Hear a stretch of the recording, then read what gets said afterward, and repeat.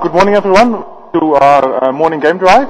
It was delayed a little bit because of the rain, but actually it's been dry now for a little while, and it looks like it's going to stay that way, although it's very overcast, and we're hopeful that we will get more rain later today.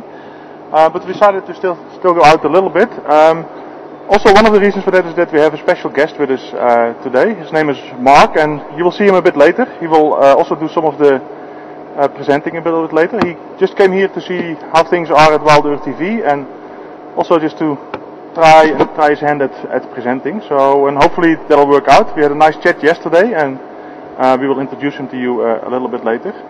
We're going to drive around for a little bit, maybe 15-20 minutes now, with me in front of the vehicle, and then we'll do a switch. I'll do a formal introduction. Marc will jump in front of the camera just to stay here with me, and then he will do about the last half hour of the drive. It's a bit of a short drive because of the rain situation, but we're still going to go out. I actually quickly want to check here on the Impala in the tree to see if there's any activity there, and then we'll just drive around this area. I don't want to go off too far away in case it does start raining again. But there was quite some activity, mostly antelope, but yeah, who knows what we'll see. So yeah, let's have a nice short game drive and see what we can find.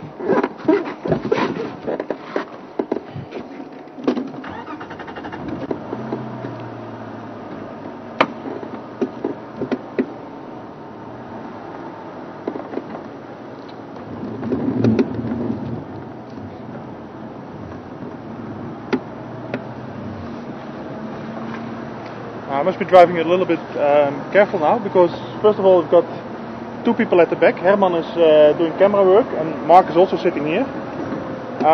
Plus it is obviously for me the first time to do the presenting and keeping a track of the antenna and people, so I'll probably be driving a little bit slow, but yeah, we'll see how it goes. Let me see, this was the... yeah. I see the little baby Impala is still around.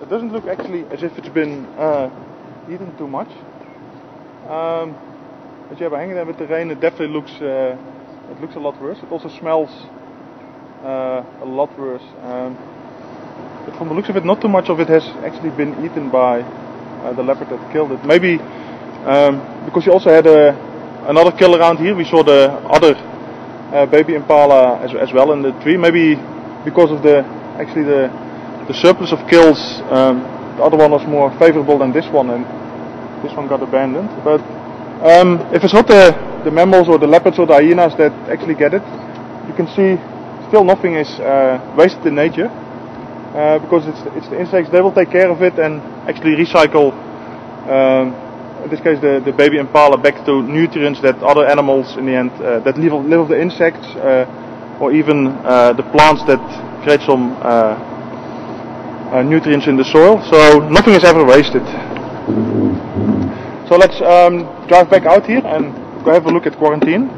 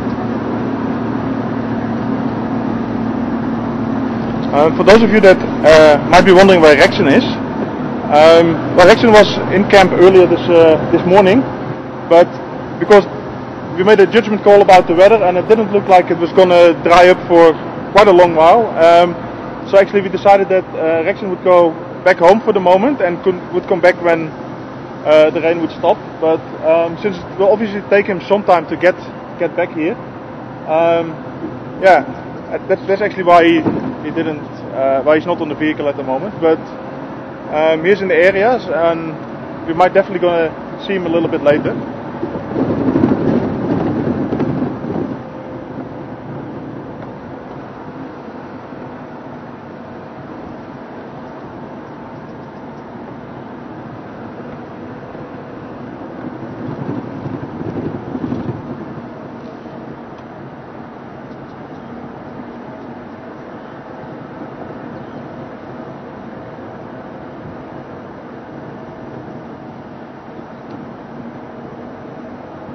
Some Impala on the left here, but we're going to drive around a little bit and then we'll probably get a closer view of them.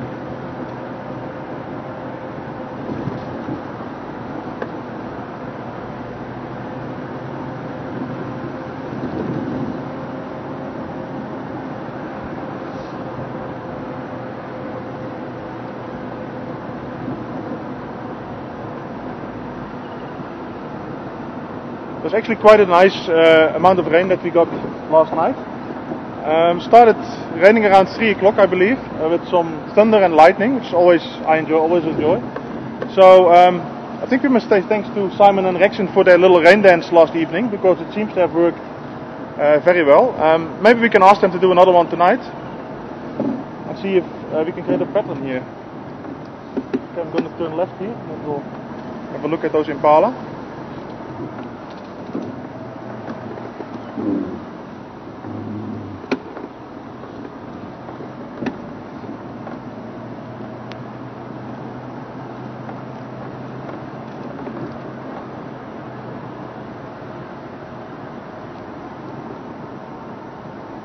Oh, there's a guinea fowl. Herman, can you see that? Somebody actually asked on the, I think on the chat or in an email about whether we do get the helmeted guinea fowl here, because they see them a lot on some of the other camps that they watch. And I mentioned that I've only seen them once before, so now this is the second time, which is quite nice. It's a very pretty bird. It's actually quite an interesting, well, it's not necessarily an animal fact, but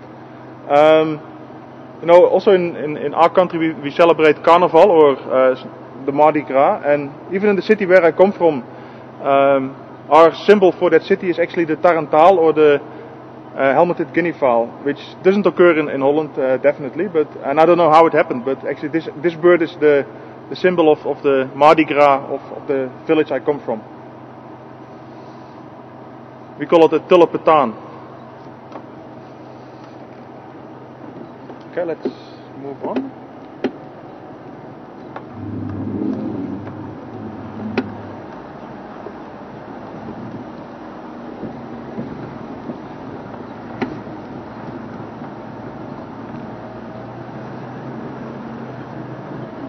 Yep.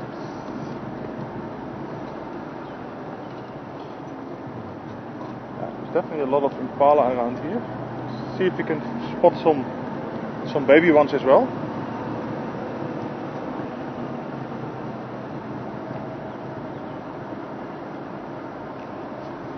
There's also Nyala at the back there.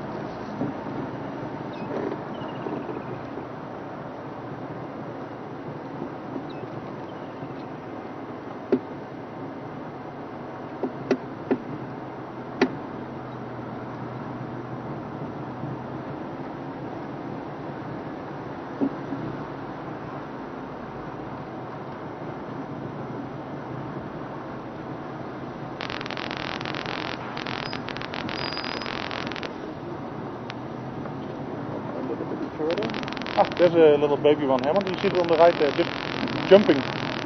Did you get that? No. A little bit closer, okay. Yeah, but it's going back and forth. Yeah, I'll just go past this. Let's see where. I'm sure it's going to pop up again. Yes, it's almost like at 1 o'clock now. See it?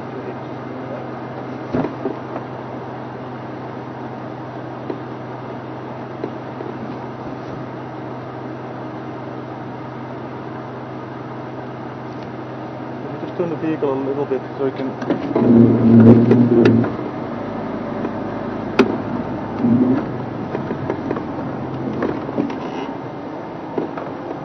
Get a better view like this. And also then I can still be fairly close to the microphone without having to lean back too much. As you can see, there's quite a lot of impala around here at the moment. Some nyala further on the left as well. And a couple of young ones there. And it looks like they're all... there's actually one there, Herman. Did you see on the left of the road? See it there together with its mummy.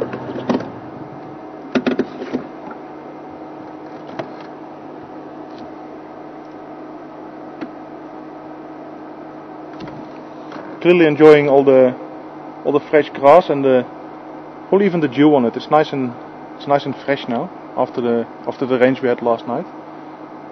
There were quite some nice rains. At one point it actually rained quite hard. But then typically what happens here, if by the time the sun starts coming up, even though you can't see it, and the temperature comes up a little bit, then the rain slowly fizzles out and into a drizzle, or like now it actually completely stopped.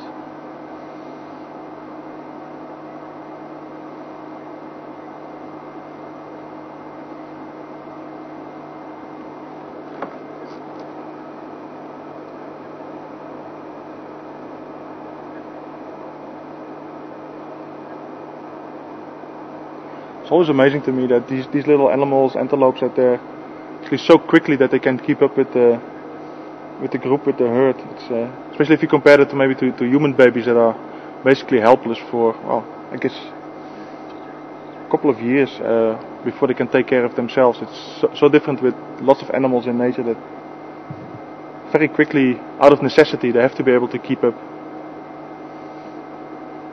So they're born ready, so to say.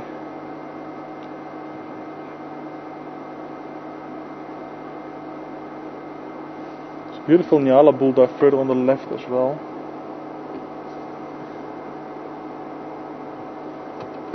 So just relaxing, enjoying the cool morning. It's been a while since we had a nice,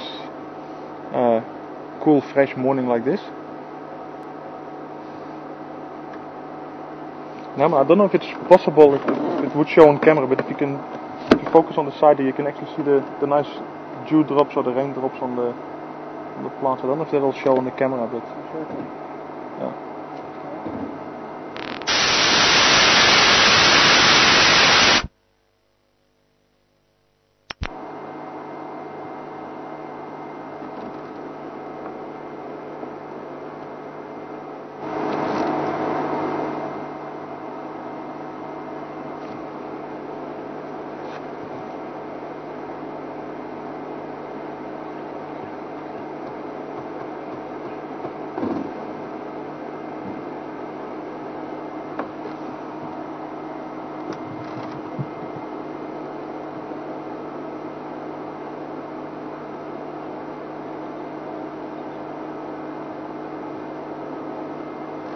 Yeah, it's actually quite nice. And it's very tempting to go walk bare feet through that. It's just like, it's fresh and it's wet, and I always enjoy that. If you've ever morning after rain, or even when you had some morning fog and there's been some dew, then just go walking through the grass or the small plants bare feet. That's always a treat if you can do that.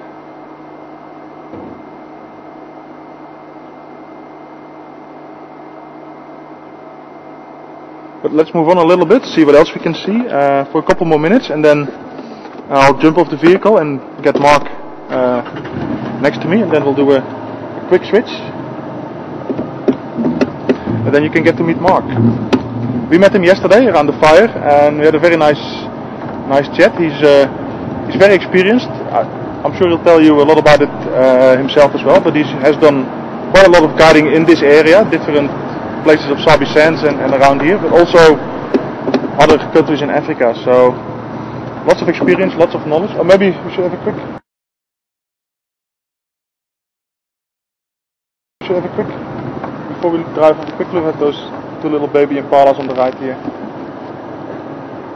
Nice and close.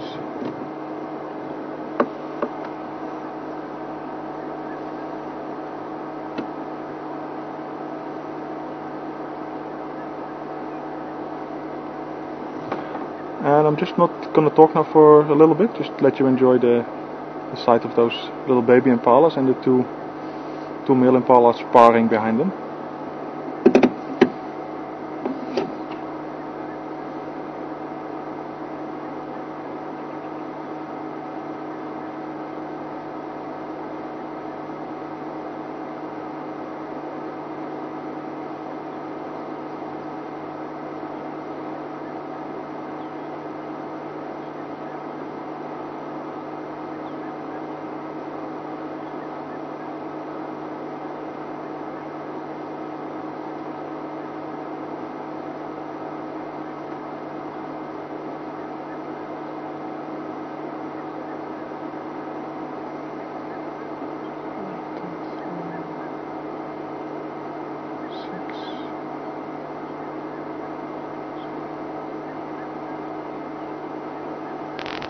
I count at least 7 baby impalas here in this little group, and there might be more even there because some of them are lying down. So quite a lot. Let me just count them. 1, 2, 3, 4, 5, 6, 7. Yeah, probably even more than that. But yeah, fascinating.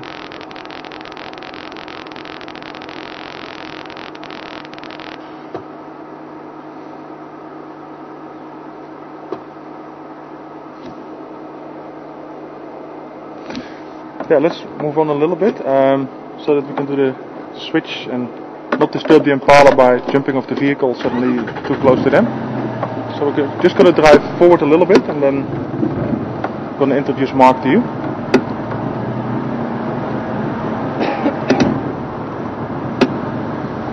Actually, we might do it let's do it at the waterhole. Might as well do it there.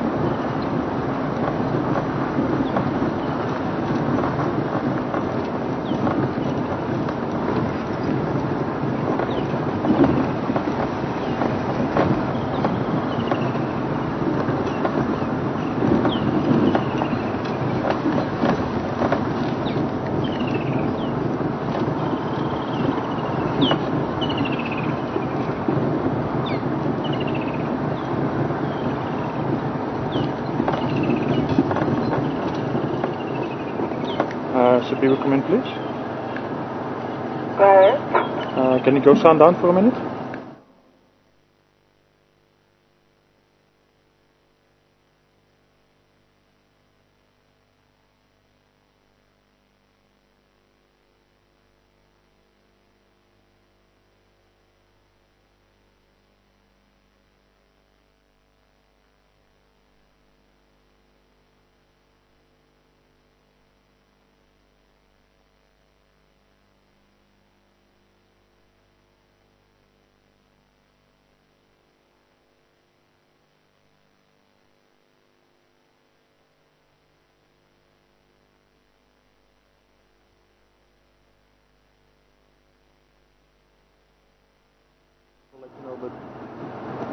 think that's going to happen. So just you could just explore any road you like to go.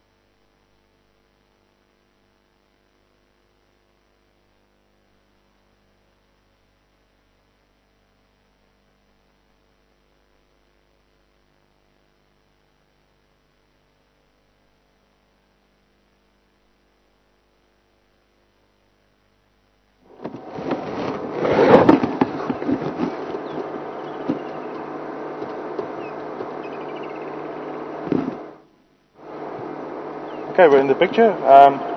Hello everyone.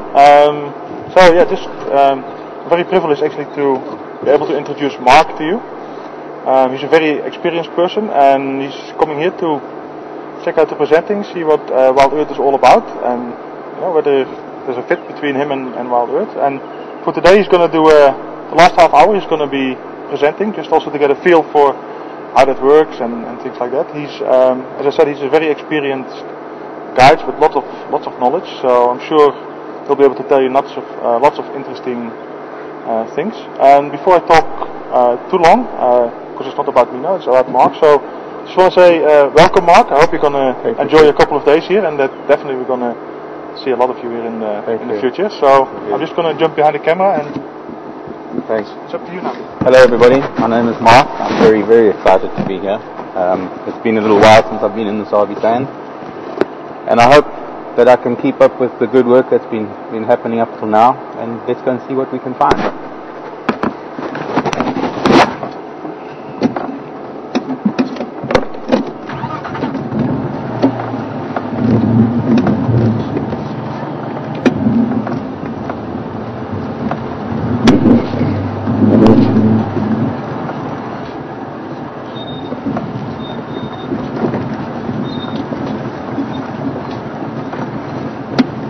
Very fresh smell out this morning. Some good rain that settled some dust. I believe there hasn't been very much rain in the last couple of weeks. There's the Egyptian goose we've been monitoring. Just flown out of a dead tree on our left, back down towards the open area in front of the pan. Still not sure where his nest is, if they have one. We're now going over the dam wall of Gowrie. If we get some good rains, flash floods might fill it up.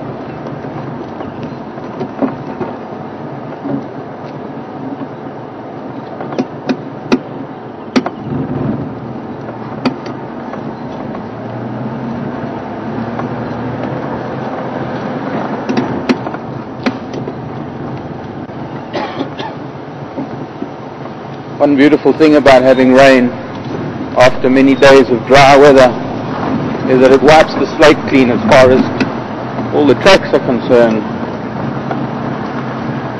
Always regarded the roads as the newspaper of the bush.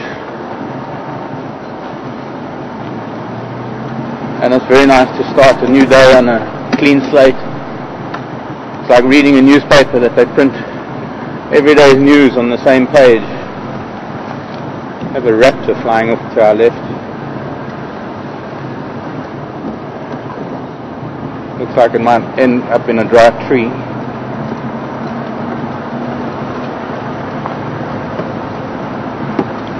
I've chosen this road because it doesn't look like anyone's driven here this morning. There might be something fresh in terms of tracks, animal movement.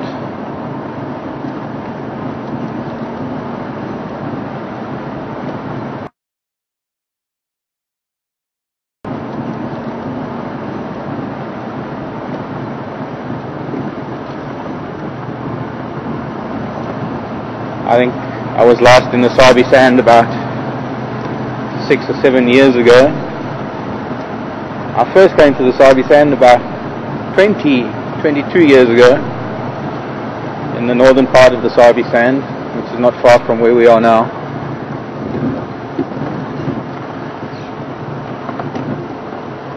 Quite typical behavior for the ruminants in this type of weather is to sit down and chew the cud,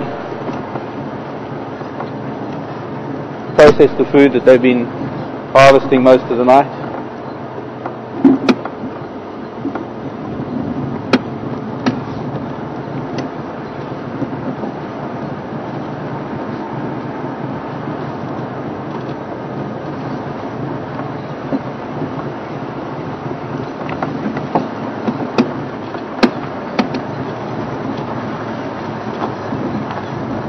A lot of old thatch from one of the repair jobs on one of the roofs that's being used for erosion control over here. Very important to keep erosion in check because of the way it can destroy the topsoil and detract from the biodiversity of an area. Getting to rather a dense area of bush here.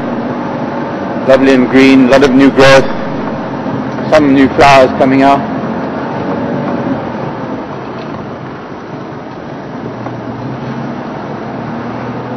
Sometimes the lightning and a strong rain triggers their pupation, so there might be a lot of insects out tonight, and that of course has its repercussions, brings out all the insect eaters, and so the food chain starts working.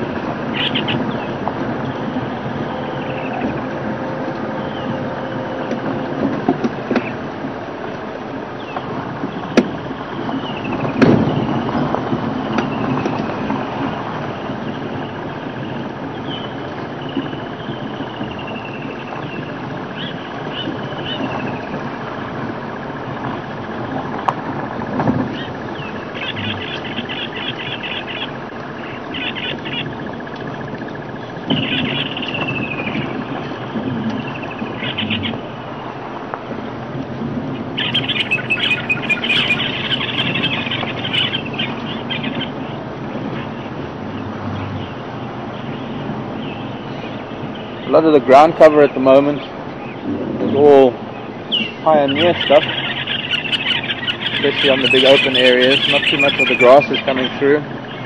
Lots of herbs and forbs, things that set the soil for the grasses after a dry period. Down here in these drainage lines where you get some of the nicest grasses, with the water seeping down onto the slopes and the dry riverbeds to our right.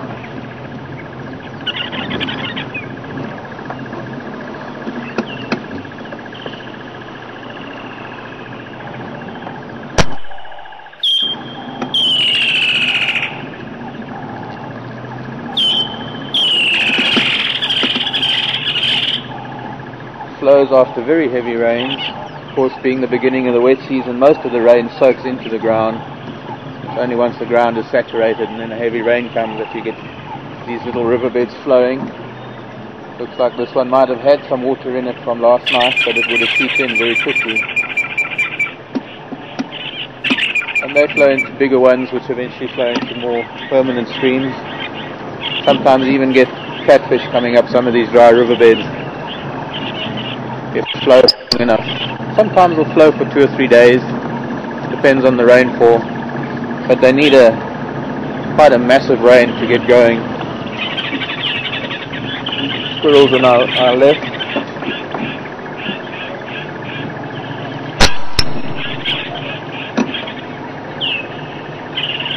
Seem to have interrupted them.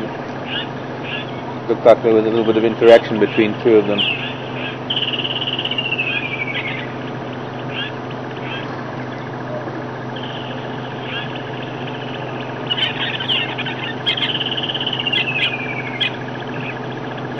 The male on the left looks like maybe the female behind this bush. As I say, looks like we interrupted something that was going on.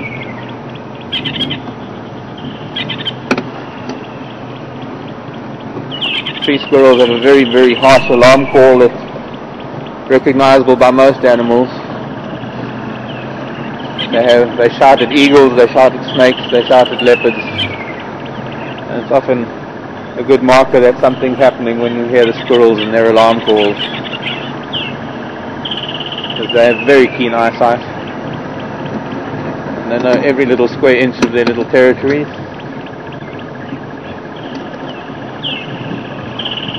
They've got to be on the lookout for a host of predators.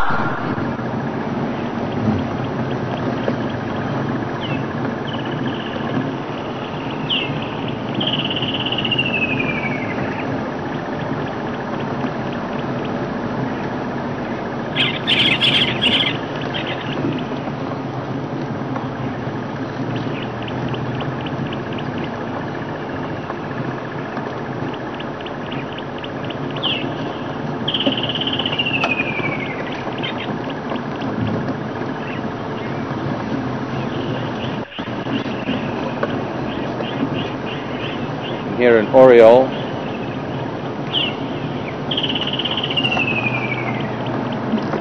Don't see him yet.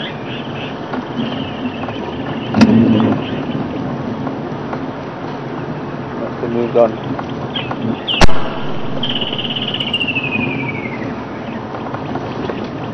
Here. But it's a little bit quiet at the moment.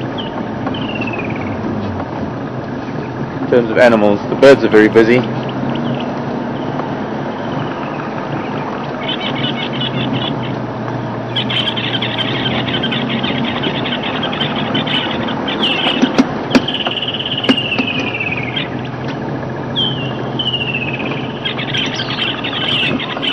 I've just heard a dwarf mongoose shouting, maybe shouting at us. Very unmistakable alarm call of the dwarf mongoose. Could well have been our presence as we came up to this junction.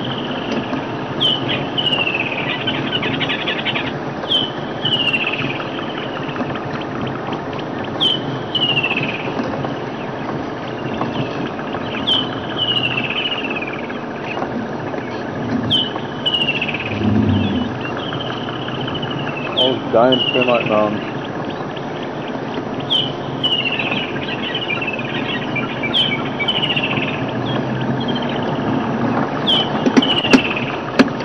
Into higher ground now, which is opening up a little bit.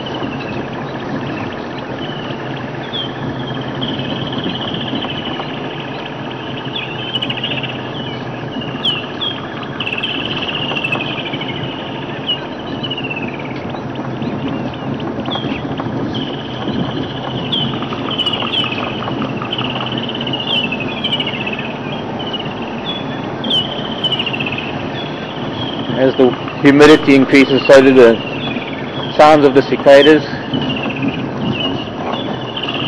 Something I find very refreshing, being in New York in summer, in Manhattan, and in Brooklyn. There's the strong sound of cicadas everywhere. Made me feel at home, even though I was in a concrete jungle at the time.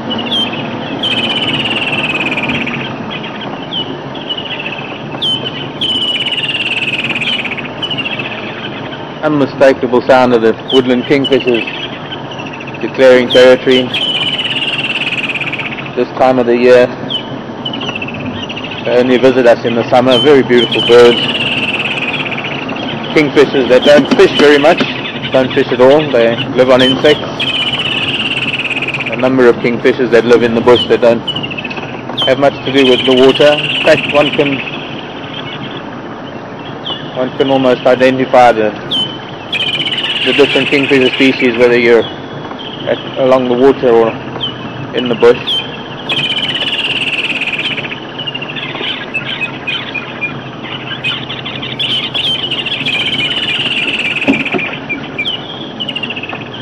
Emerald spotted wood dove in the road in front of us. Need to get the sun on the spots on its wings to really get the full impact of nature's brilliance, the colours that it can produce that up till now have yet to see an artist match the colours.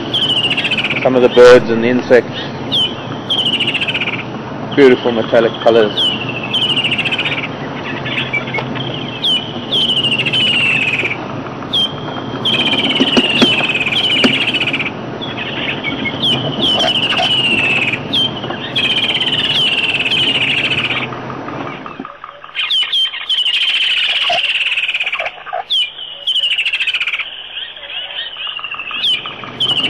Thank you, Steve.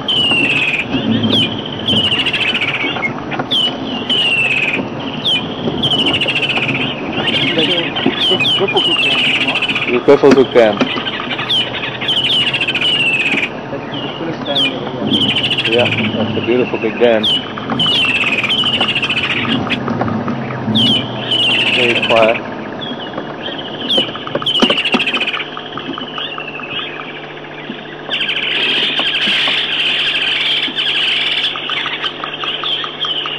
Little carpet of green. I guess that wasn't there about a week or two ago, I'm sure. Looks like it's very fresh. Would have been relatively dry around the edges of the water. A nice carpet of green coming up.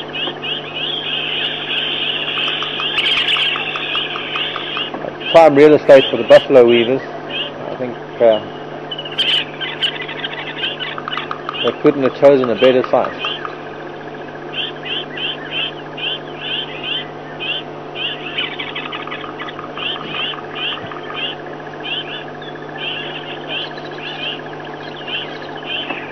A lot of insect activity in the water, probably a lot of tadpoles too.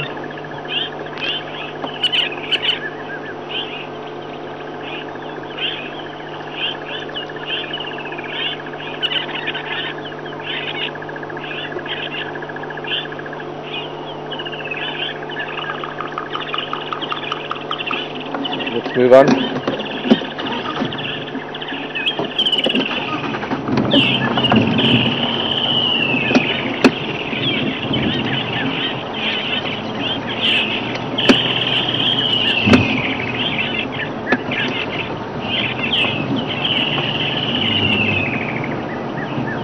Well, it was lightning and thunder all night, and not surprisingly there's not very much in the way of tracks on the road.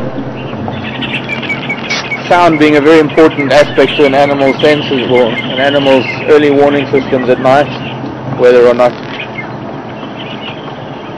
there's danger. And in a thunderstorm and with all the rain, a lot of creatures tend to hunker down and not move around too much.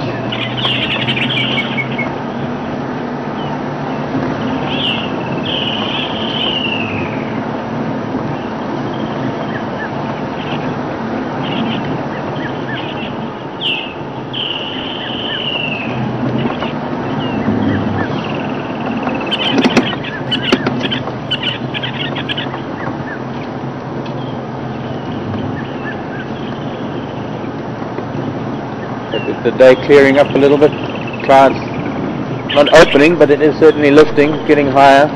This is a good prospect for later today.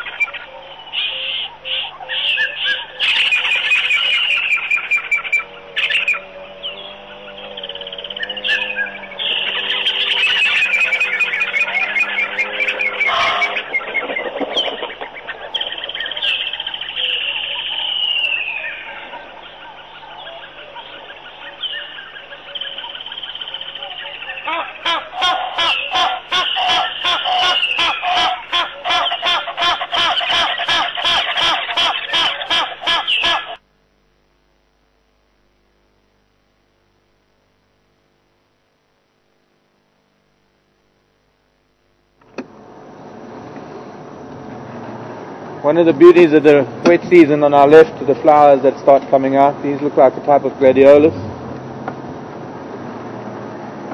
get that? Got to consult the flower book. I'm not too sure of the species.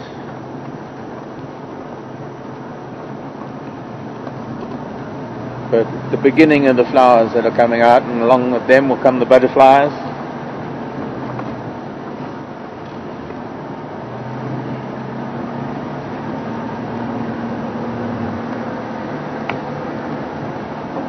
Some correlation between yellow flowers and yellow butterflies and purple flowers and purple butterflies and the times that they come out. All got to do with camouflage and evading predators.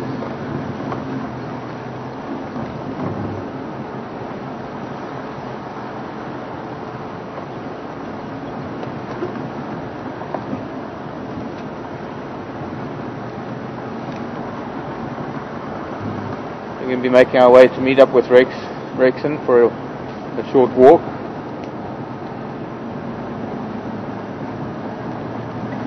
Before we close off this morning's transmission.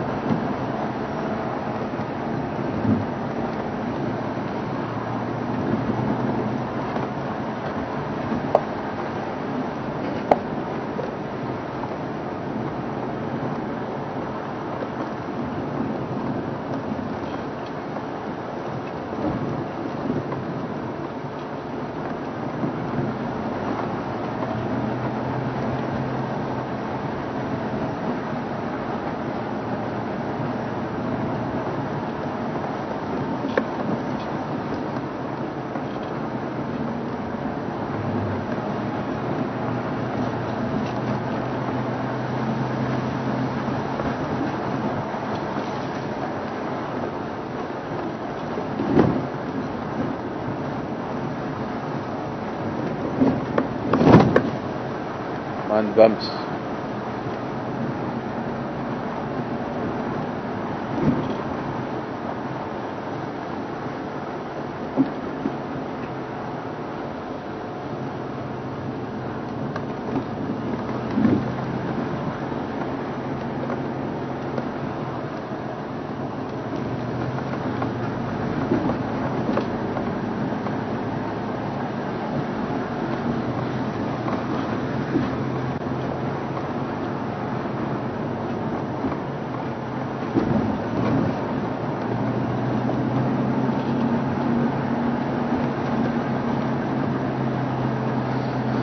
Some tracks in the sand, but they've been rained on, so they're not very fresh, not very distinct.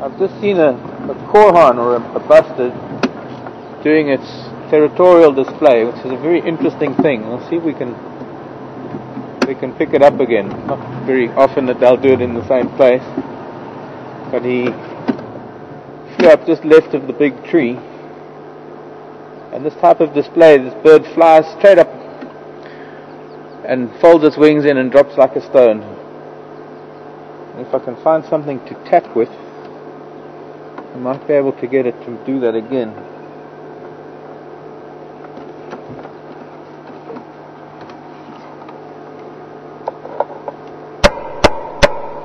Wrong sound. But it's a little bit off in the bush. Hopefully be able to show you that one of these days. It's a very interesting flight display. Quite unique to this korhan. Black-bellied korhan.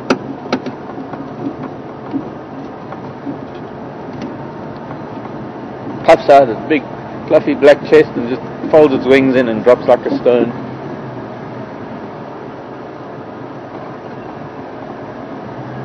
But one of those things that happens so quickly that you've got to be quick to catch it.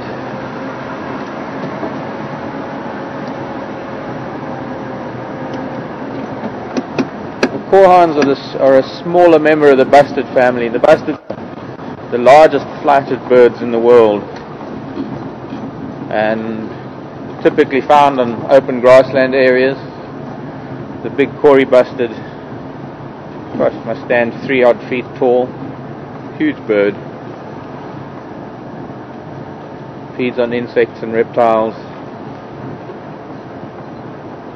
Has a relationship with bee eaters in some parts, where the bee eaters actually sit on the back of the bustards, catching any insects that are too small for the bustards, that get disturbed by the movement of the bustards and fly up, and the bee eaters catch them in midair. Quite remarkable to see how opportunism works in nature, where one animal benefits from the feeding habits of another.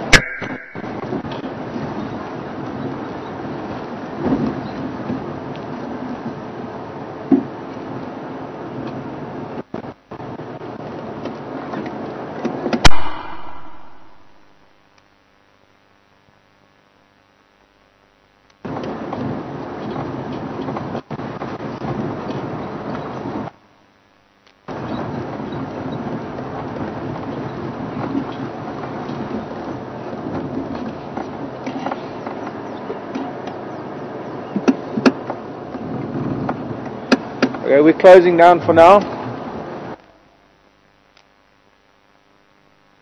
Minutes, seeing how things go on this side of the camera, and we're going to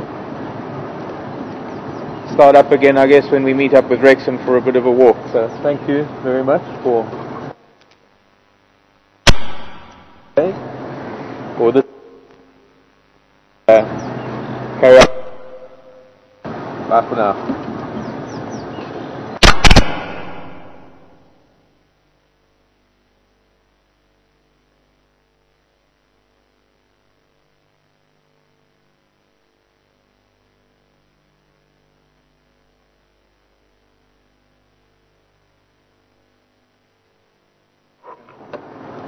I believe we were breaking up a little bit there. I just wanted to say it's time for us to close down for now. We're going to start up again when we meet up with Rexon.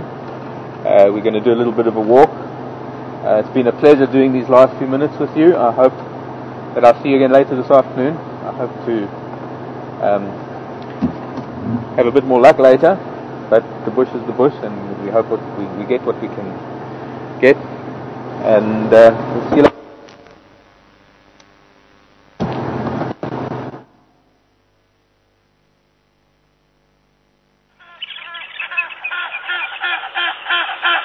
Those of you that have been watching a little bit early have seen Marc, who's here just to have a look around, and I think actually it was quite good from what I could see. And I'm sure he also, during the chat, he will pop in for at least a little while, and so you can get to meet him and maybe ask him a couple of questions. At the moment the internet is out, but I've spoken to Graham and he's going to speak to the people in Hoedspruit, where it seems the problem is at the moment, and we're trying to get that sorted out before 10 o'clock so that we can actually chat with you guys. We'll keep you updated on that, so stay with us at the waterhole for a little bit, and if everything goes well and the internet is restored, we will be starting our chat at 10 o'clock.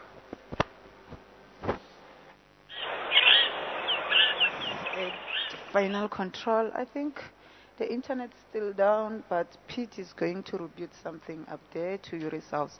So as soon as we get as soon as we get internet, we'll receive your questions. But for now, I think you're gonna meet Mike. He will be around at FCC, but can wait for the questions when the internet is back up. So for now, I think it's on the way to come here to the chat room. But Simon is here. If you're ready, you ready? Okay.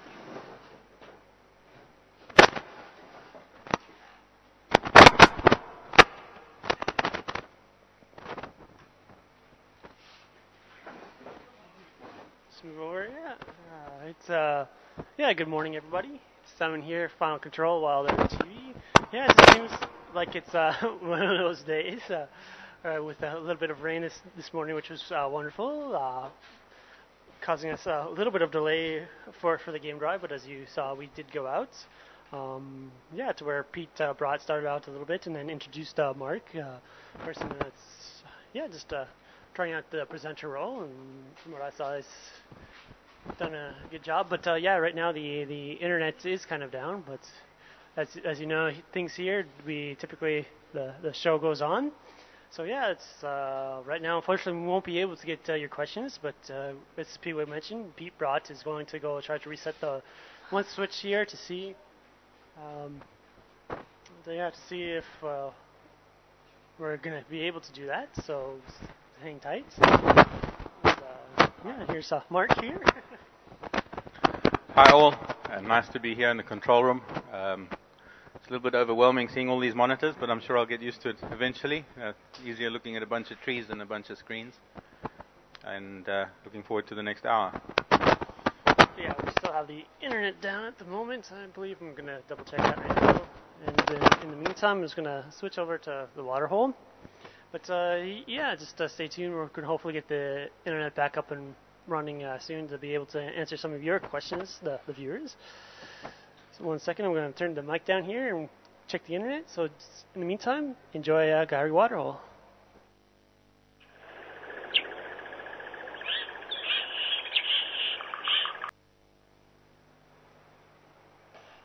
All right, good morning, everybody. Once again, Simon here at Wild Art TV. It seems like the internet is still down, but we're trying to sort that out. But in the meantime, you know that things go, the show must go on, as they say. So we're gonna do our own little chat show right now still, and hopefully the internet will be back up and running during the chat, so that you guys can get some of your questions answered.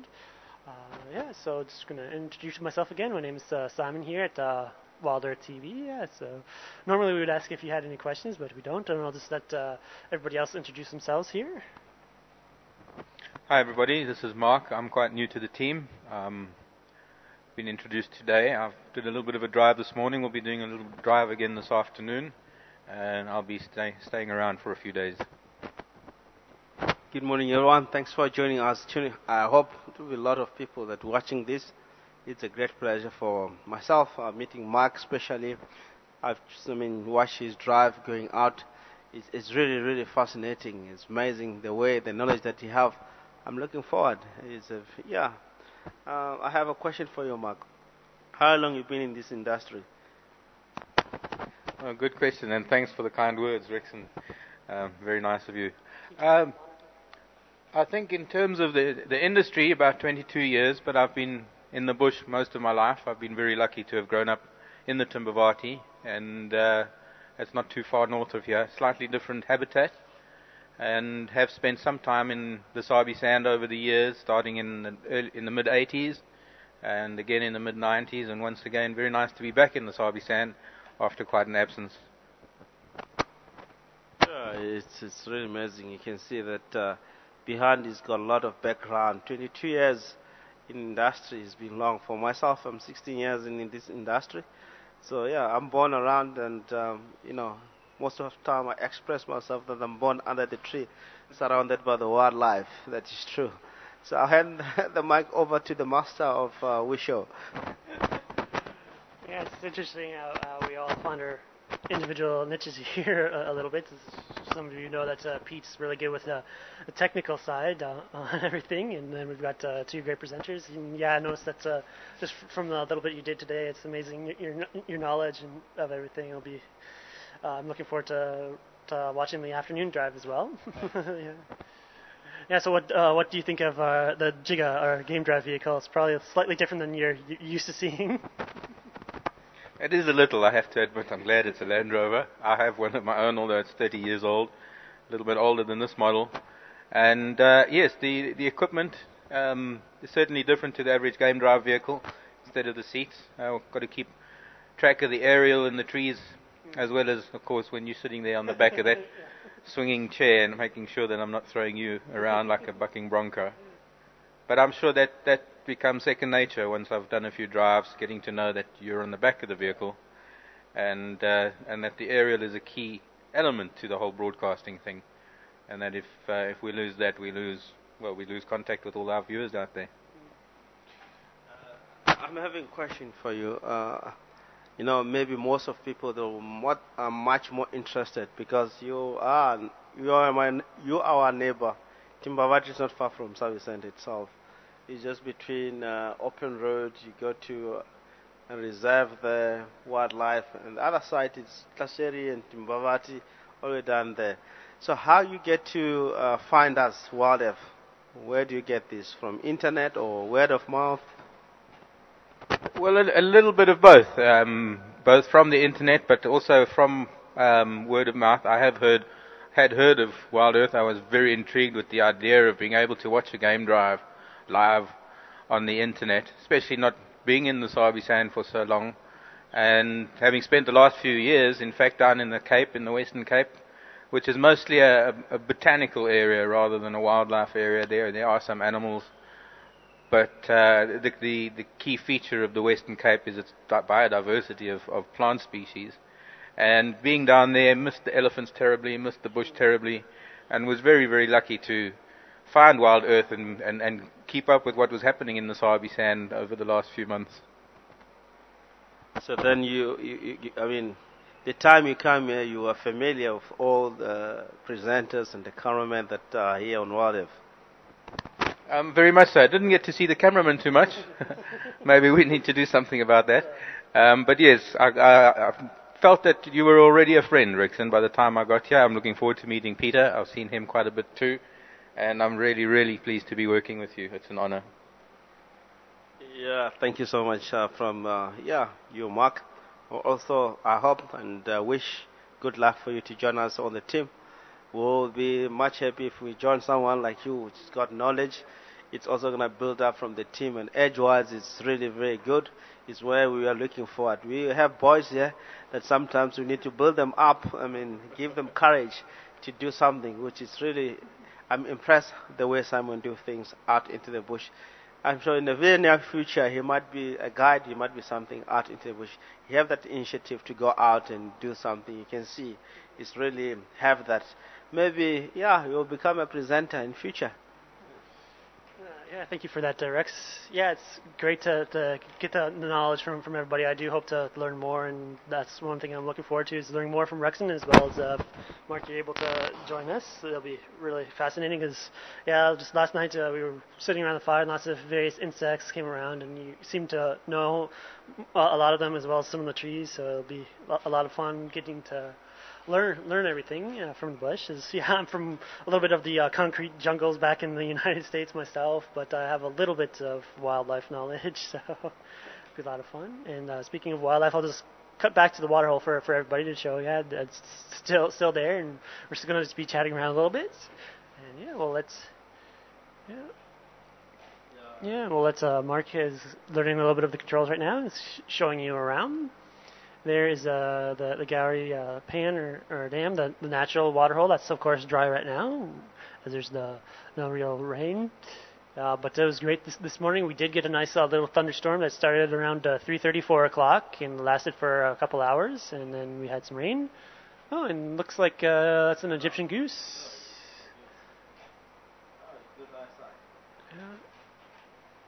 Yeah, so as you can see here, for some of our new viewers here at Final Control, we do have we're able to control two cameras that we have at the water hole. That's the Gary water hole that we look at. That's right close to Viewtella Lodge.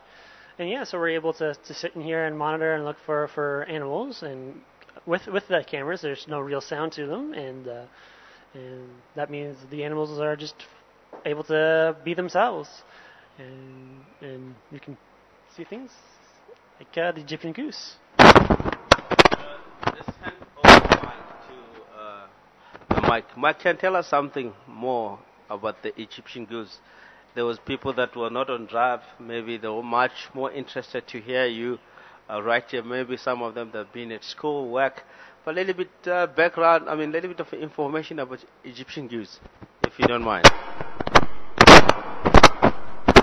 Thanks, Rexon. Seem to be having wiring squeaking with the mic here. Well, Egyptian goose, they feature quite extensively in Egyptian hieroglyphics. I'm not much of an Egyptologist, but it featured quite strongly in Egypt mythology. One of the birds that mates for life, which is perhaps one of the reasons why we're keeping track of this particular individual. At this stage of the game, I haven't really established whether it's male or female. It's behind the bush at the moment. They tend to nest high up. That they use old the top of Hamerkop nests, sometimes maybe old eagles' nests. They are known to use human habitation, roofs, chimneys. Quite a remarkable thing that despite the fact that they nest very high up, they do also I think what I'm trying to say is when the goslings hatch and they're ready to leave the nest, they have an incredible capacity for absorbing the fall when they fall from quite high distances. Mostly a grazing bird. They take to the water very seldomly, mostly only in danger. Very territorial, and one often finds that when a pair of Egyptian geese have a nest around a water point, that they defend their territory quite vehemently. There's often a lot of shouting if any other geese come nearby. The gander, the male goose, tends to get very aggressive towards any other pairs that come into his territory. Yeah. And also a very common goose throughout Africa. Although it's common, still a very, very attractive goose. And we're hoping that we're going to find out the reason why this particular individual is on its own.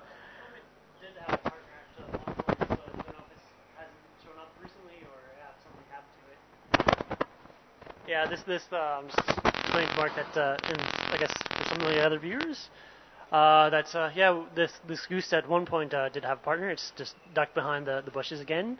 I'm not too sure where it's been recently. Who knows? It could be on a nest right now, as we've seen a pair of geese at the waterhole a lot, and I've actually seen them mating. So the mate might actually be on the nest right now. So we never know.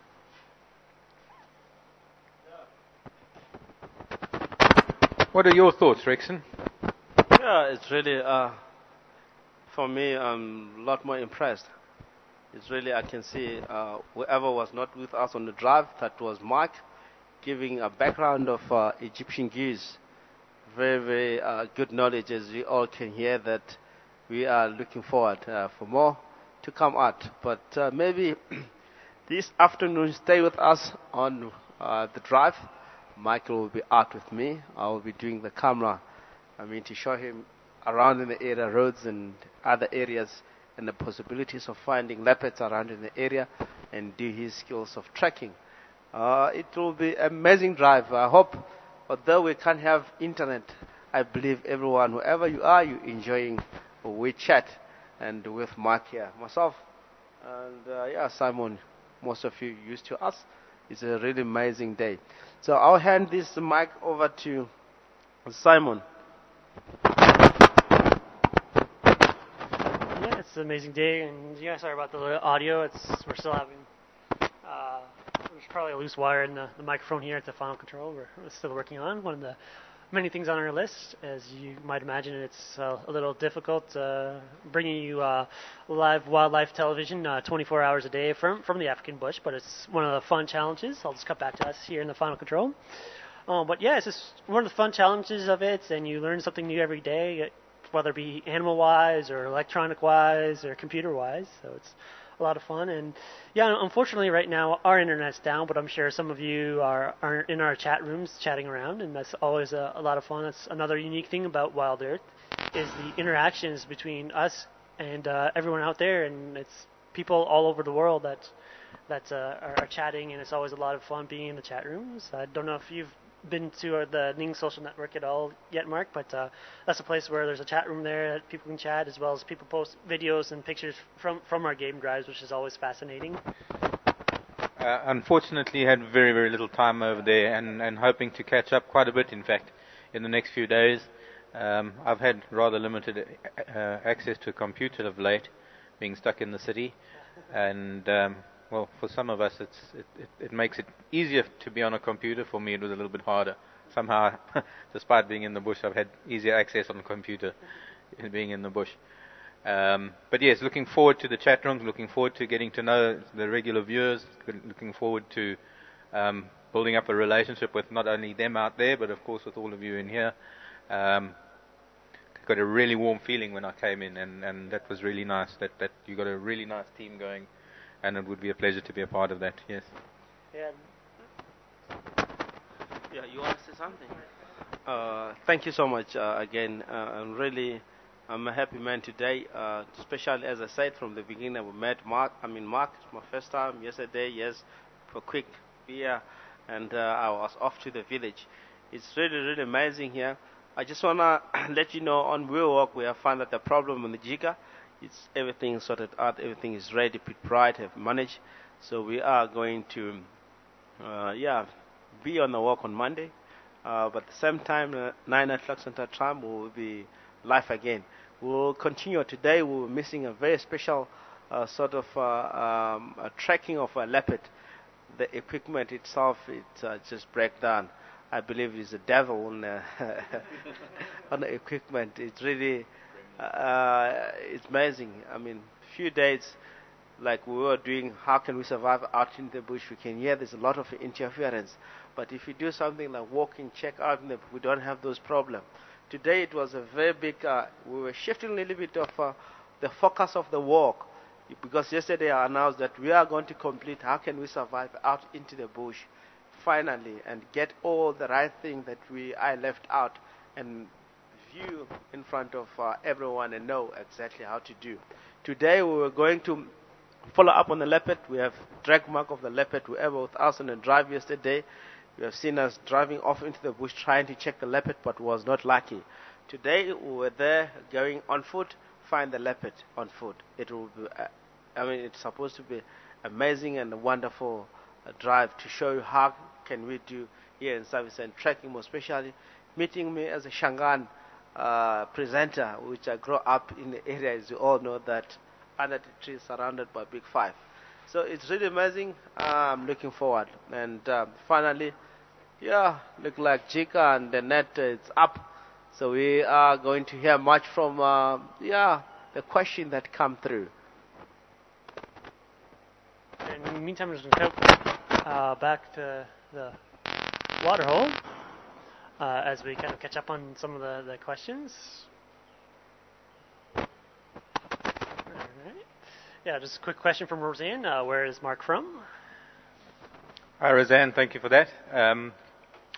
I went to school in a small town called Benoni that up until a few years ago was only known for being the first place that some people drank Campari.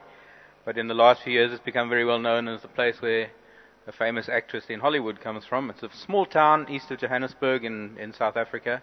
It's where I went to school. I like to think that I come from a little area north of here because most of my upbringing was in the Kruger Park region and in the Timbavati, Umbabat area.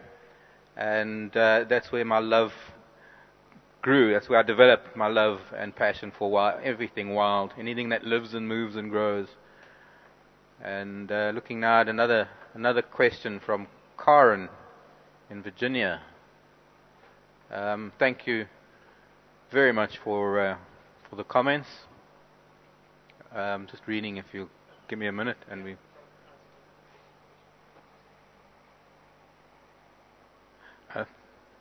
Thanks for the best wishes, and yes, yeah, really means a lot to me. A little birdie named Graham. I wonder, haven't seen that bird around here lately, but I believe he's migrated to the city for a while. What's the name? There's a Oh. Karen saying there was a little birdie named Graham. I think Yeah. that little birdie's flown to the city at the moment. And we're going to have a look at some of the other questions and things that are coming in, and hopefully respond immediately. Looks like everything's back up again. Oh, the memorable stuff, Graham. Oh. Yeah. Let's check more questions coming through here. It's really amazing. We are right, all of us here. I haven't seen much question. I mean, I see something that Rex has led. Yes, I am very glad. I mean, to meet Mark. It will be a very good team if it do happen on that way. So let's look for more.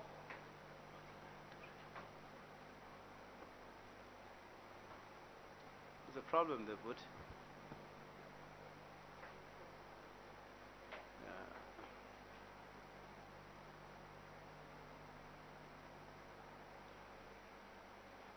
Was supposed to read all that. Sorry, Karen, won't read it anymore. Yeah, these are just comments. I'm getting both of the chat rooms open. Yeah, and there's just lots of comments coming through from the morning drive. And just one moment, I'm going to get both chat rooms up and running. So now that the internet's back up and running, there's various ways you can get to your questions sent in. You can send them to finalcontrol@wildearth.tv, as well as you can go onto either the chat rooms, either on our main website, which is www.wildearth.tv, and there's a chat room off to the right of the live feed window. As well as on that page, there's a link to the Ning Social site, which is the We Social, and then go to We Shows and We Chat. And that's another chat room, and feel free to ask us questions in any of those three places. So finalcontrol@wildearth.tv or wildearth.tv in the chat room, as well as the Ning Social Network, which is, you can also go to wildearth.ning.com. That's another way to get to it. Alright, just 1 second, I'm going to do sound down.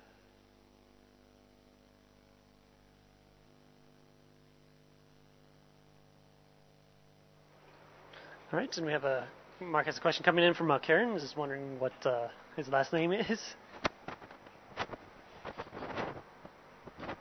I see Gundo's back. I saw Gundo's questions last night. Hello, Gundo. I'm from the bush in different parts of Africa. Getting back to Karen. Karen, my last name is Weiner, Weiner. And not to be too sticky, but it's Mark with a C. But then, of course, none of you knew that. I see there's also a question from Vicky Merwin. And Vicky, it's very hard to have a favorite animal. Whatever I'm looking at, I get passionate about. And you would think that would be my favorite for the time. I have a very soft spot for elephants. I love the cats. I can't go for too long without any of the cats, even if they're small ones. I'm a cat lover. And the one beautiful thing about domestic cats is you get the qualities of all of the big cats in one little domestic cat. But the big cats are really fascinating. I love the birds, I love flowers, I love insects. I can talk to you all day about spiders. So it's really whatever the flavor of the day is. Very hard to have a favorite. That's really good to have. As you never know what we're going to find out there in the bush, and it's always nice to have everybody has a little bit slightly different knowledge in various things that they enjoy. So always puts a nice, interesting spin on some of the drive to see what the various people do enjoy. So it'll be great to see how things go this afternoon. And once again, I'll just show some of you guys the water holes. A little bit quiet at the moment, but you never know what's going to come out throughout the day.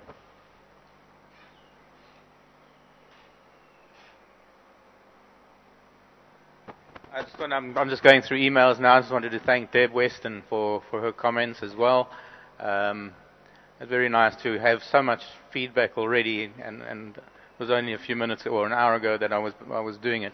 So it's a wonderful experience to be here with the Wild Earth team, and to be a part of this live chat. Normally, when doing game drives, one meets guests and you drive them for a few days, and then they disappear off to the other side of the world.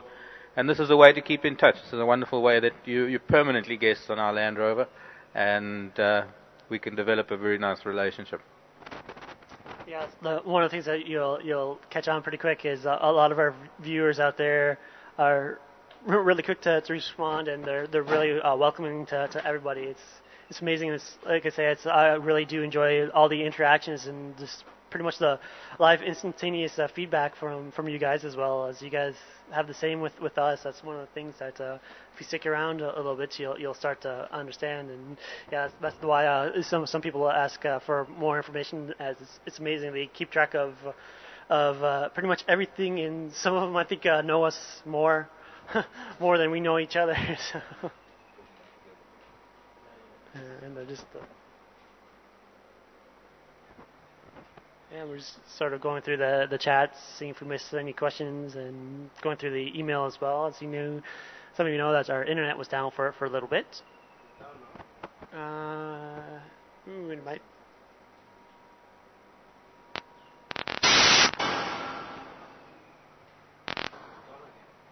Okay, and it looks like the internet's might be back down again.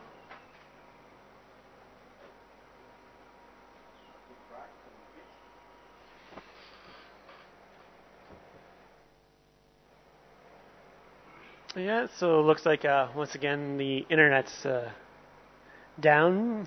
It's going to be one of those days, it looks like.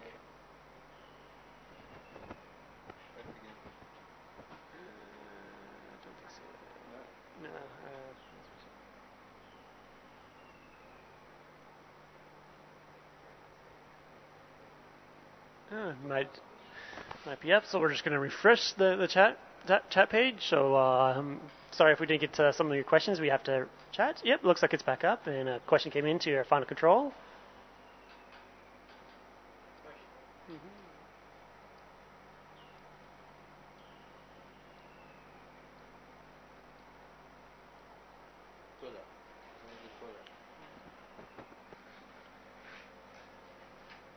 All right, so. Take that, Rex.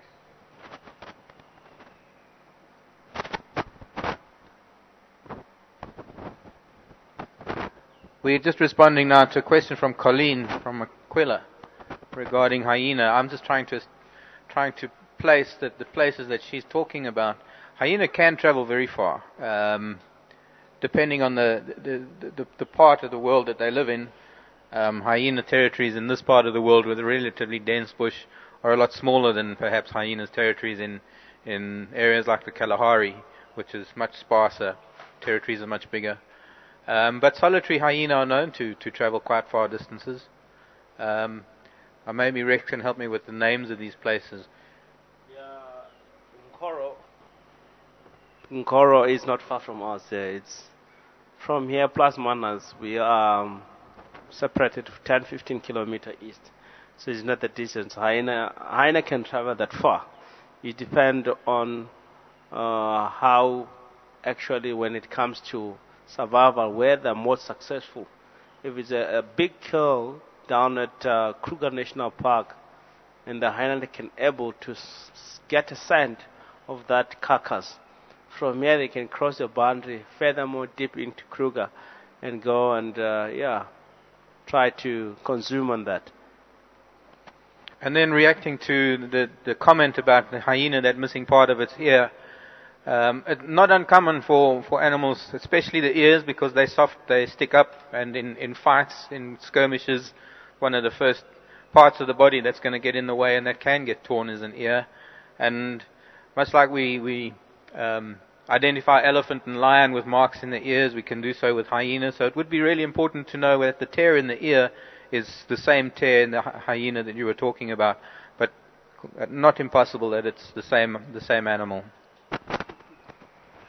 Also, yeah, if you catch a little bit of the afternoon game drive yesterday, you could also see another potential way that the hyenas damage their ears, as you saw the young little pup chewing on the ear of its older sibling, as well as the vice versa. So sometimes it could be from just playing around as well.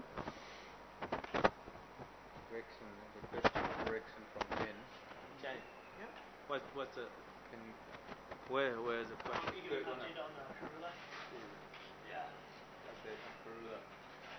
Update. Thank you so much, Jen. I'm just waiting for the guys to date border here, Vietela guys. I challenged them that it will be good if today, in the course of the day, to take us check around the area if we might able to get to Sikurula.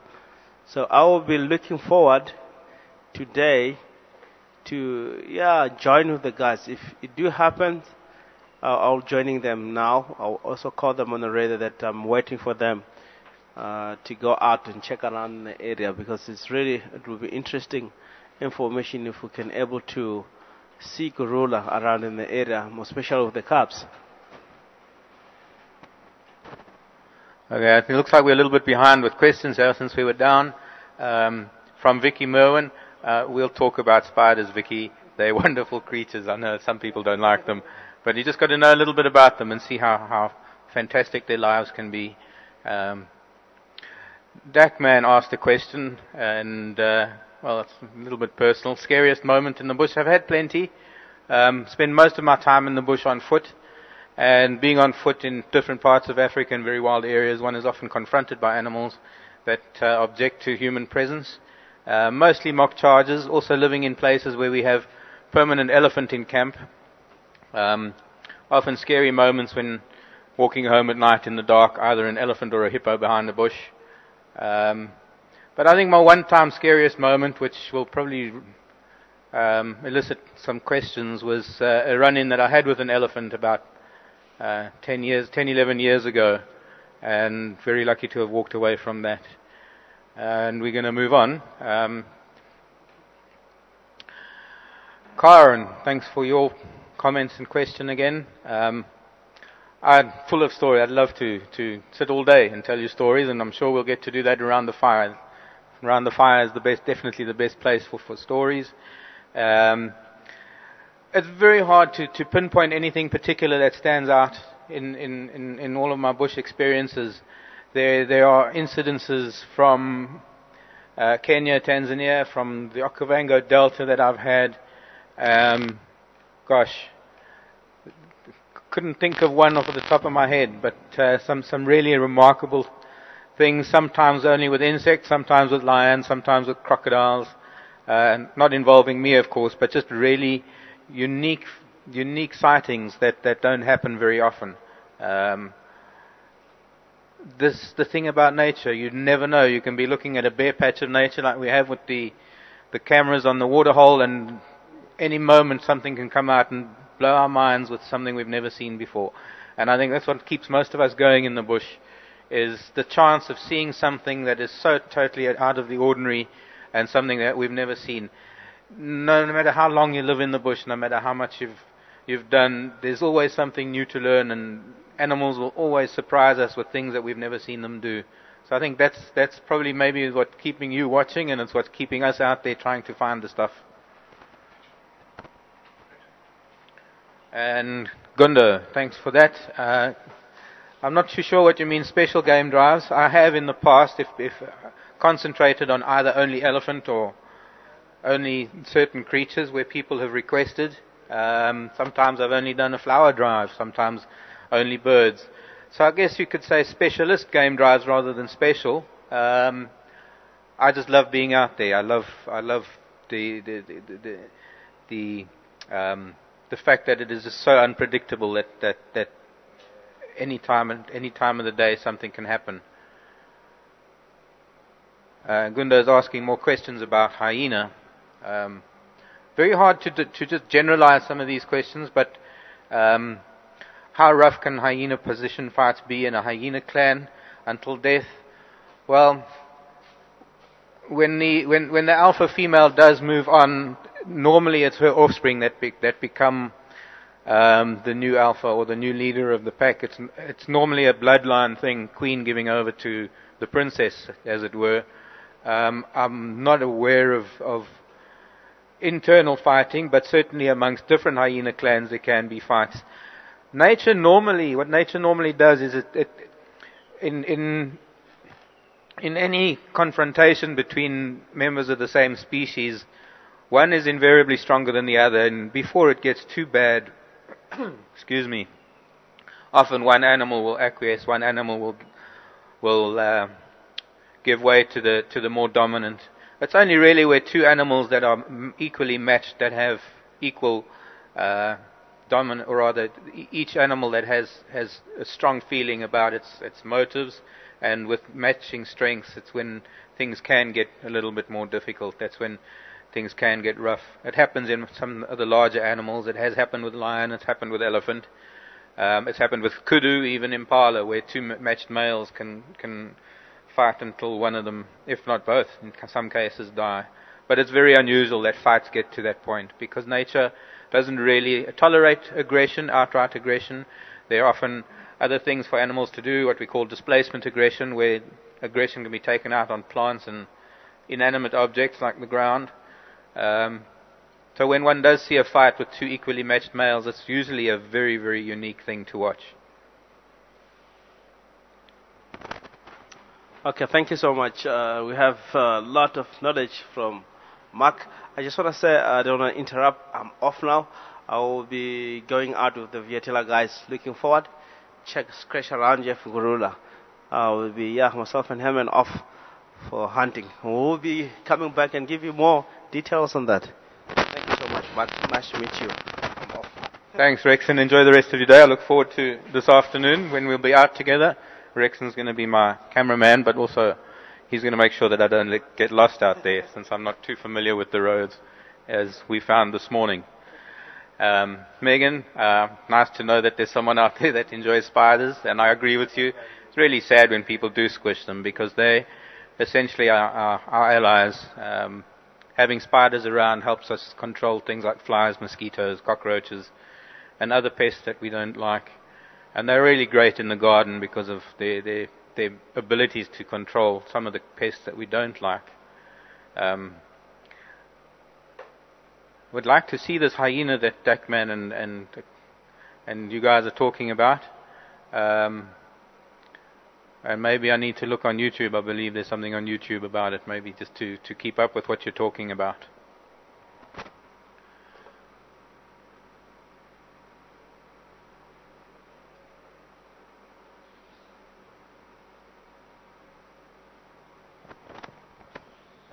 And I'm just going to go back to the waterhole camera, just to see if there's anything there at the moment.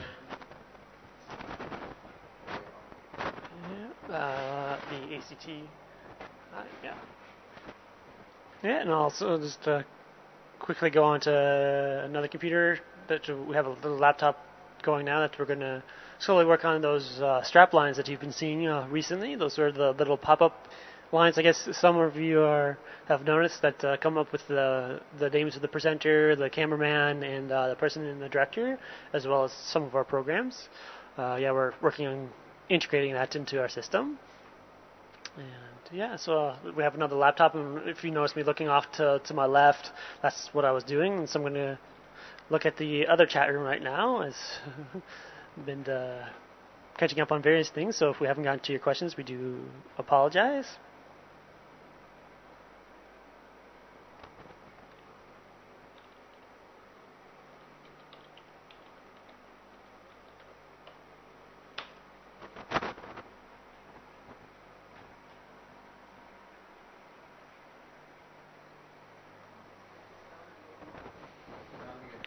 Also, it looks like the internet's been up and down a little bit. Maybe not. So I think I just heard a question coming in.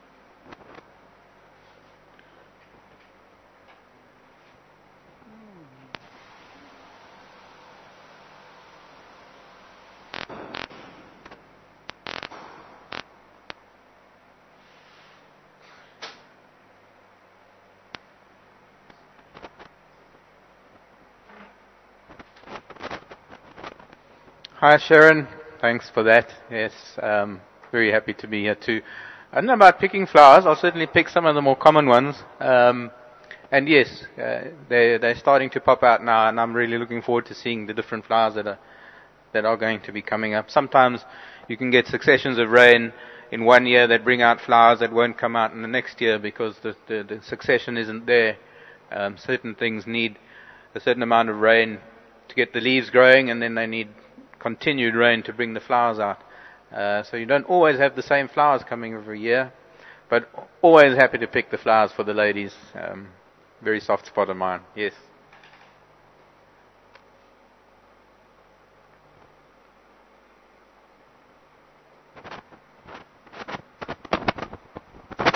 I think the waterhole is a little bit quiet today. There's driving around, there are a lot of puddles from the rain last night, although with it warming up today, they're going to be evaporating relatively quickly. But at the moment, with water lying around, animals are not necessarily going to be coming to the waterhole as frequently as they have been in the drier months. The bush is also getting greener, and they don't have to concentrate themselves around the waterhole areas.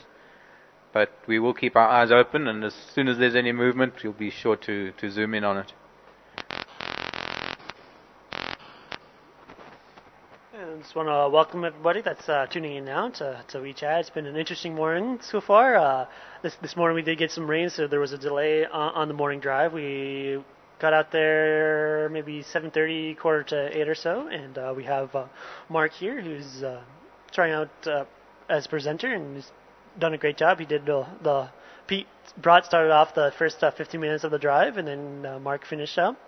And then the walk, we had some technical problems that we weren't able to do. And then for WeChat, we had internet down or off and on for a little bit. So yeah, that's what's been going on this morning, as well as just welcome to everybody in the chat. And yeah, I'll just let him introduce himself again for some of those that might be tuning in now. Thanks, Simon. Yes, hello everybody. My name is Marc. I'm new in the control room. I did a drive this morning. I'm essentially trying out for presenter here at the moment. And really excited about this opportunity. Wonderful spin on the whole game drive thing, mostly because I get to chat to and reach so many more people than just 5 or 6 people on a Land Rover. And the concept is certainly something new, and hopefully is going to grow with time. Really looking forward to questions, really looking forward to interacting with all of you out there, and well, it's just lovely to be here. Yeah, it's great to have you out here as well. It's nice to have a new face around the camp a little bit. As there is just about 7 of us on staff right now, and 4 of us that live here on the camp all the time. So. And I'll just once again just quickly show you that the waterhole's pretty quiet this today, but you never know.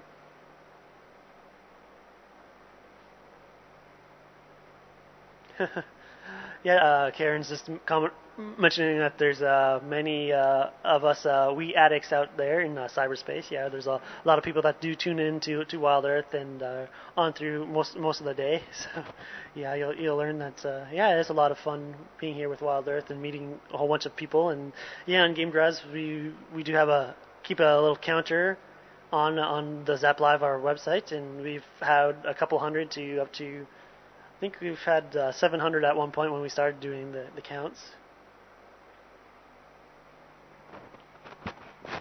Just want to say thank you, Colleen. Colleen has now sent me some links to some video of a hyena that was injured. I'm really looking forward to looking at that, and hopefully later I can get back to you on some comments on that when I get to see them. Would be interesting to find out what happened to that animal, although much like many things that we see, sometimes you only see them once and they disappear and you never know what happened to them. That's the law of it's the way the cookie crumbles, the way the jungle works.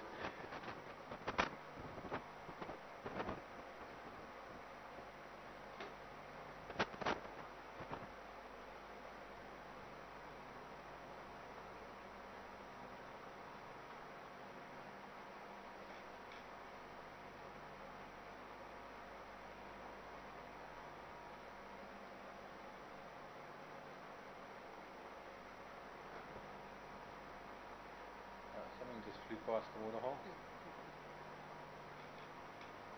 There it goes.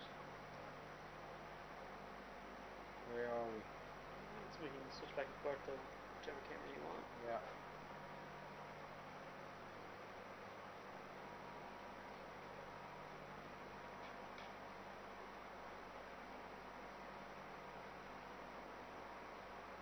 With the goose again. Yeah, looks like it. Yeah, we have. Can't go any higher. No, it's a hardy-dar. Yeah. Looks like a hardy-dar just flew into view, pecking at the ground and off of the road. And it seemed to be on full tilt up. If you can switch to the other camera and pan over, see. Okay, I guess I just got to get used to Yeah, where the cameras are positioned and how much I can go from one to the other. And that looks like more or less where I am.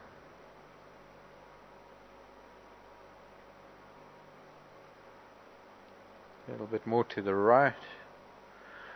You'll notice a wonderful long decurved beak of the hardy-dar, using that to probe into the lovely soft soil after the rain, finding all sorts of creatures that are underground, grubs, larvae of beetles that are burrowed, and worms, anything that a sensitive tip of its beak can pick up.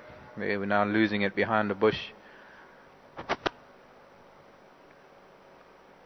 Very characteristic sound of the early mornings and the late afternoons is the call of the hardy-dar. I'm not going to do it for you.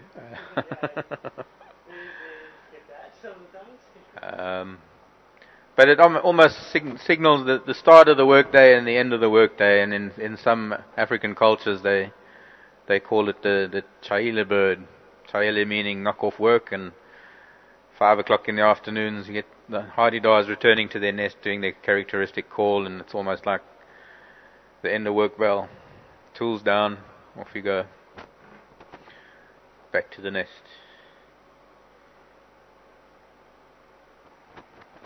Alright, and yeah, a couple more questions have come in. Carmenchita is just wondering, Mark, maybe what did you do before this? So that's from Carmenchita. Carmenchita, hi Carmen. That seemed to come up on that one, but not on the other. What I did before here, I've been down in the Western Cape, in the whale and shark part of the world. In the habitat type down in the Western Cape is known as fynbos. It's a very particular group of plants that have developed very hardy and small leaves to cope with the wind and the salt air and the weather conditions. But it is also one of the most diverse of all the plant kingdoms in the world. I think only the Amazon beats it in terms of number of species. There's almost something like 9,000 species of fynbos in the world. So I was mostly involved in the botanical side of things, but it is also one of the best whale watching areas, land-based whale watching areas, funnily enough, and one of the centers for shark diving, great white shark diving. It was a little bit of a sojourn away from the bush, just to learn a different habitat, to see where our human ancestors came from. There's a lot of evidence that points to early man spreading out from caves in the Western Cape where there were freshwater springs. They seem to be the oldest known sites of Homo sapiens. And then supposedly from there, the Khoi spread out into north, into Kalahari area and up into other parts of Africa. And then over time, we seem to have covered the globe pretty well. Before the Cape, I was up in Tanzania. I was in a place called Tarangire National Park, which is a wonderful national park in the northern part of Tanzania, sort of between Kilimanjaro and the famous Ngorongoro crater.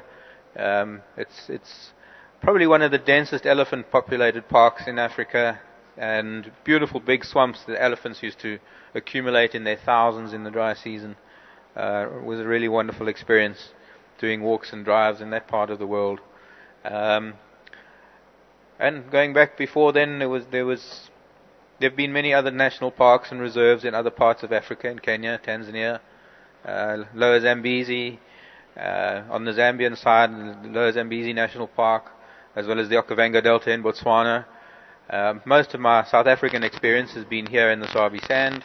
It has been just north of here, the Manyaleti Game Reserve and Andover, which are adjoining reserves between here and my home reserve, which is the Timbavati, Umbabat area, in a corner of the Kruger Park, just south of the Olifants River. Quite different habitat, mostly dominated by what we call Mapani bush. Mapani tree is quite a prolific species of tree that extends from the Timbavati all the way up north into Malawi. Can grow in very, very thick stands and is used quite extensively by elephants for various aspects of their lives, from feeding to concealing their youngsters to displacing aggression. They like taking it out on Mapani trees. Mapani trees are responsible for a lot of vehicle accidents because they tend to migrate across the road when you're not looking, because they can get so dense. Roads can never go straight, so you've often got very windy roads going through Mapani Veld, and quite often vehicles don't make a bend, and the excuse is always that the Mapani trees are migrating rather than the vehicle falling off of the road, and that's not from first-hand experience, might I add.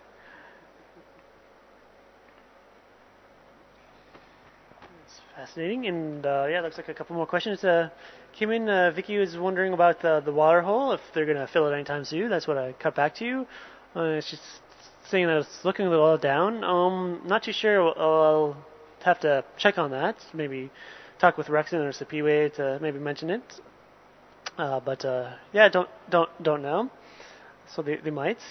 And Lady Red is just wondering about the other geese. It could have possibly be on a nest in the surrounding area, or have we spotted it?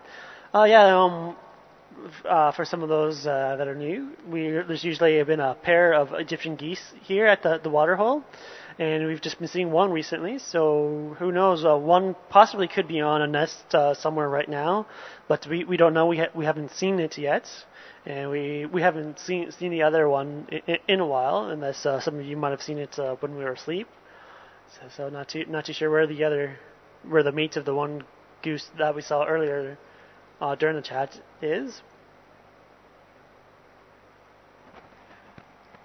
I'm getting a little bit concerned because we're not really getting any sign from this goose that it's defending a territory. Although they don't really react to other birds and things, they do tend to make a lot of noise, especially if the other partner is on the nest. I don't want to preempt anything, but it is rather unusual that this goose is just wandering around on its own. It's not making a noise defending or declaring its territory. It's spending a lot of time on the ground. I guess we just have to wait and see if any other geese arrive and see how behavior changes if there's any other goose in the area. But would be very interesting following it. Definitely possibility that the other one is on the nest. But I still think this goose would be making a lot more noise, and it would be looking out a lot more, sitting from a perch somewhere, keeping track of its territory. It can't really keep track much on the ground as much as it could if it was up in a tree. So we will keep it in our sights when we can.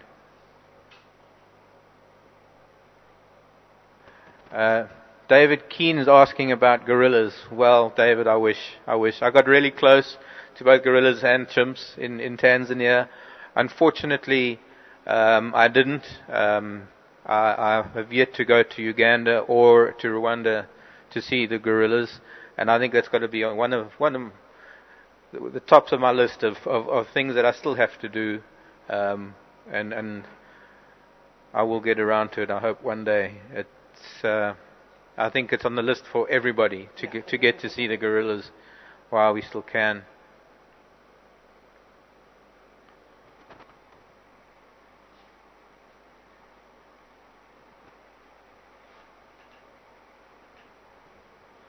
Aquila, thanks for that. If you've been watching, you're mentioning that right before dawn a second goose usually fires in. Well, it could be that's the partner coming down for some reaffirming of their relationship. especially when they hold their wings open and they squawk at each other a lot. It's more a reaffirmation of their vows to each other rather than, yes, as you say, not fighting.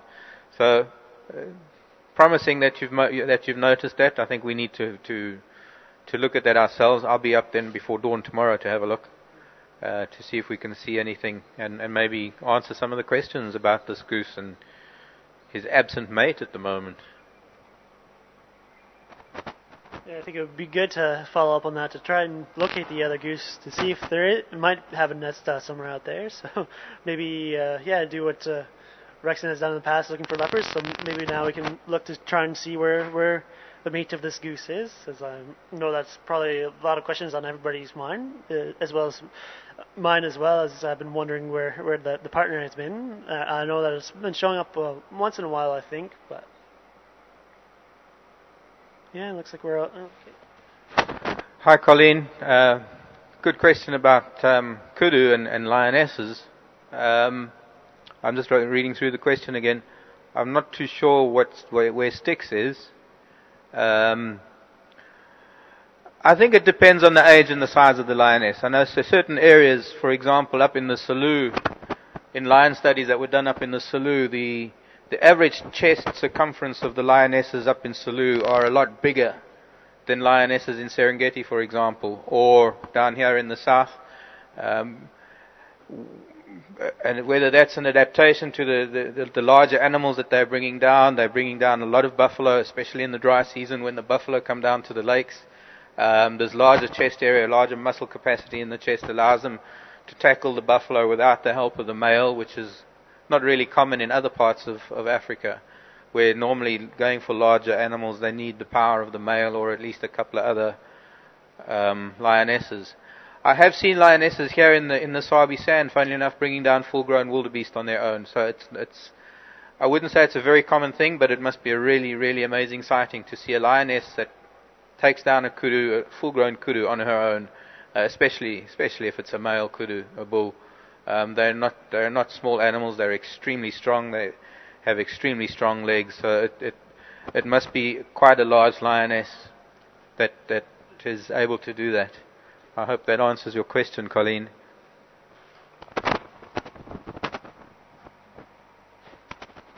Yeah, it's also looking like it's coming down to the last minute or so. So if you have any last quick questions that are on your mind, we can answer a couple more, and then we're going to sign off for the day. But as you know, that you can catch some of us during the chat room throughout the day, and if you have questions, feel free to ask us then, or save them for the game rise as well, and then save them for chat, so where we do the chat Mondays through Fridays from 10 a.m. to 11 a.m. Central African time. And yeah, so if there's any last little minute questions, it's looking pretty quiet right now, so we'll just take the time to say once again thank you for tuning in to another episode of We Chat, as well as all the various programs we do here at Wild Earth. And just stay tuned this afternoon at 4:30 p.m. Central African time. Marc will be going out with Rexon, and we'll have another game drive, so stay tuned for that. And in the meantime, of course, just keep your eyes on the watering hole, and yeah, as you never know it'll be coming out. Okay, before I log off and say goodbye to everybody, I'm just chuckling at some banter that was going on the chat that I seem to have missed. I'm really sorry. I will get the hang of it, and I'll try and keep up with it all. You were putting $10 that I'd do the Hardy Dar call. Come on, you can do better. Yeah. And yes, well, from me, I look forward to seeing you all this afternoon on the Land Rover and finding out what we can pick up for you out there in the bush. So I'm going to hand this to Simon and to Spiwe, and I'm going to bow out. Bye-bye, everybody. Yep, just want to say thank you again to everybody, and it'll be great to get Marc out there. So thank you for tuning in, and have a good morning, good afternoon, or good night. And now up to $100, sorry. Yeah, up to 100. Yeah, as Marc's now learning a little bit of the chat room, how wonderful it is. But thank you very much, and we'll turn the controls back over to Sipiwe. Thank you very much, guys, for joining us, and Mike, you are welcome to our team. So I hope everyone enjoy the chat show today with Mike, Simon, and Rexin.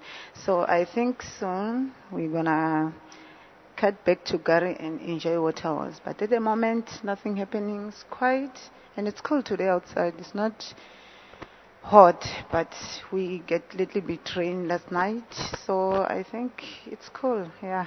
So enjoy, Gary. Cheers.